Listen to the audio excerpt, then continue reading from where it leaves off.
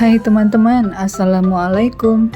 Kira-kira camilan apa ya yang gampang dibuat untuk musim hujan kali ini? Kebetulan ada pisang nih, yuk kita eksekusi membuat banana skutel. Banana skutel akan bertekstur lembut seperti puding. Manisnya berasal dari pisang, kemudian gurihnya berasal dari keju dan susu. Camilan yang satu ini bukan merupakan masakan tradisional dari Indonesia, melainkan termasuk hidangan hasil pengaruh kuliner barat, khususnya dari Belanda, yang kemudian diadaptasi di Indonesia. Kata skutel sendiri berasal dari bahasa Belanda yang berarti piring atau hidangan yang dipanggang dalam wadah. Makanan seperti makaroni skutel atau banana skutel muncul di Indonesia pada masa kolonial Belanda, ketika banyak resep Eropa disesuaikan dengan bahan-bahan lokal.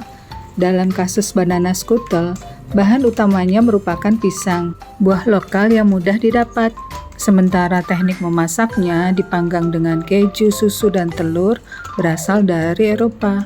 Yuk teman-teman, mari kita masak.